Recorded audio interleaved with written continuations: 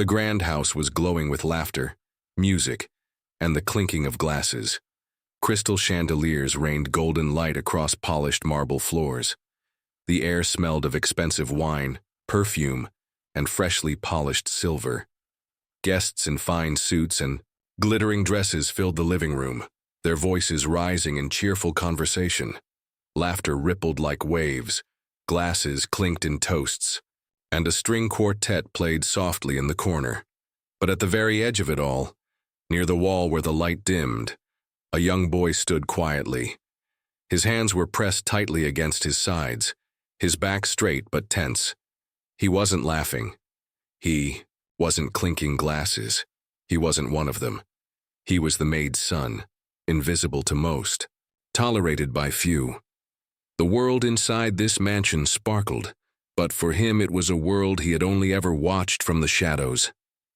And then, as if the night had been waiting for it, a voice cut through the noise, sharp, cold, loud enough for every guest to hear. "You don't belong here. This party isn't for people like you." The laughter stopped. The music seemed to falter. All at once, every head turned, not toward the one who had spoken, but toward the boy, the maid's son, alone, exposed. The words came from Richard, the eldest son of the wealthy family. He stood tall, his shoulders squared, his chin raised just enough to make the difference clear. His voice carried the confidence of someone who had always been obeyed, always been praised, always been told he was better. And now, that same voice dripped with arrogance as it struck down a boy who had done nothing but stand silently in the corner. Around him, relatives chuckled uneasily. Some forced thin smiles, trying to brush it off as harmless teasing. Others looked away, their eyes searching for something else to focus on, unwilling to challenge him. The air thickened, heavy with the kind of silence that comes when cruelty is disguised as humor. But there was nothing funny about this moment. Not to Ethan, not to his mother, who stood frozen at the edge of the hall, a silver tray trembling in her hands. Ethan, the maid's son, felt every eye turn toward him. The burn of their stares pressed against his skin, hot and merciless. For a heartbeat, he wanted to shrink, to vanish into the marble floor beneath his shoes. The weight of humiliation pulled at him, urging him to bow his head, to accept the invisible line Richard had drawn between them. But instead, something shifted. It was small at first, almost imperceptible. Not anger, though the insult had cut deep. Not fear, though the room was filled with powerful eyes waiting for him to break. No, what stirred inside Ethan was quieter, stronger. His lips tightened, not in defiance, but in resolve.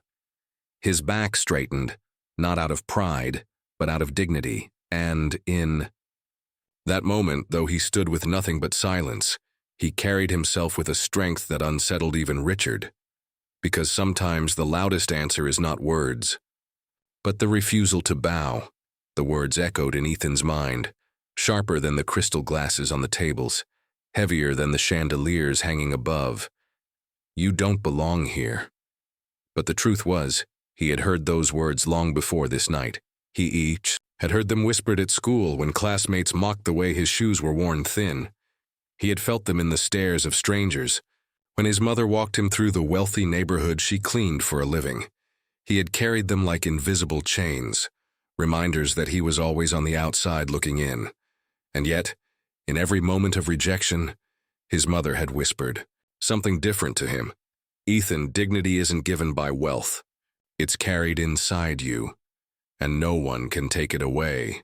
Those words lived within him now, rising quietly in his chest, steadying his breath. The humiliation of the room was real, the stares, the smirks, the silence that dared him to break. But beneath the sting of Richard's insult, there was something else, a choice.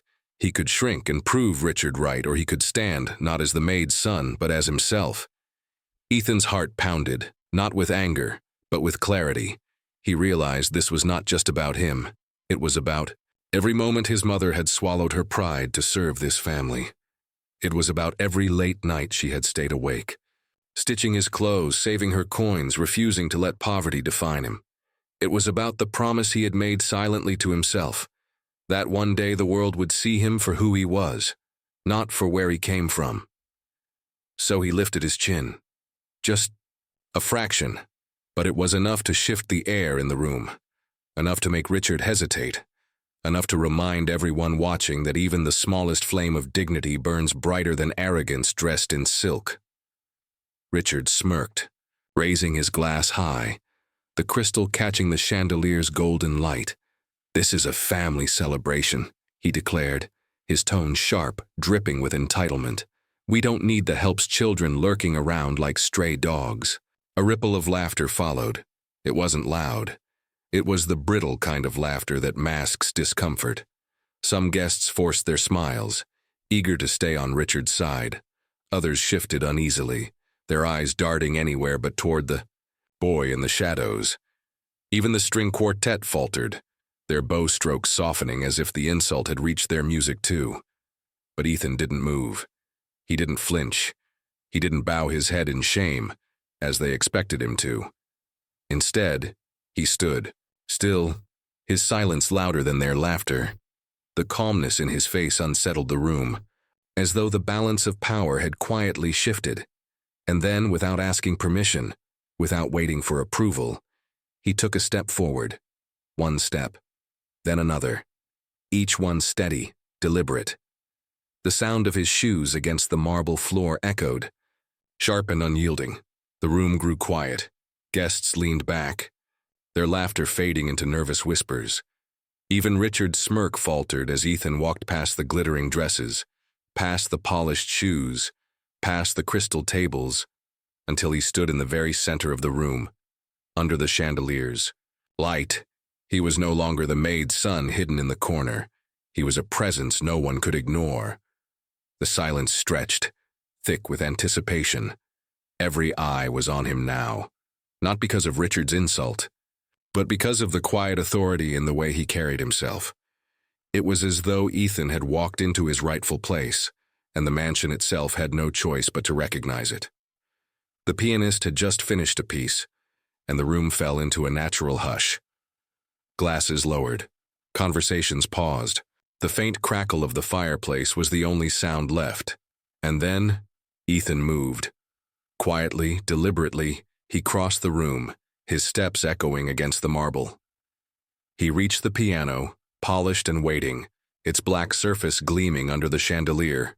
Without asking, without hesitation, he placed his hands on the keys. A murmur spread through the guests. Richard scoffed, his smirk curling back into place. "What's he doing?" he sneered. A few laughed, expecting a child's clumsy mistake.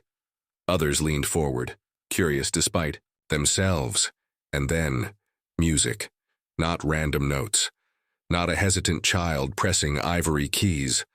But Beethoven, bold, flawless, alive. The first chord struck like thunder, filling every corner of the hall. The melody rose, strong and unshaken, carried by hands that knew each note as if they were written into his very bones. It wasn't just music. It was defiance. It was dignity. It was a voice too powerful to be silenced. The crowd froze.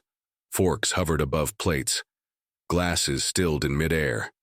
Even the servants at the edges of the room forgot their duties and turned, eyes wide with disbelief.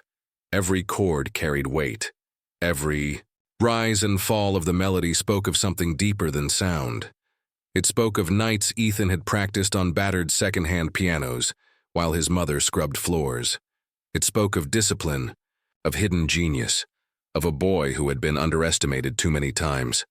The music swelled, fierce yet graceful, a storm and a sunrise at once. The marble floor seemed to vibrate beneath it, the chandelier's crystals trembling as though even they bowed to the sound. And in that moment, Ethan was no longer the maid's son. He was the master of the room.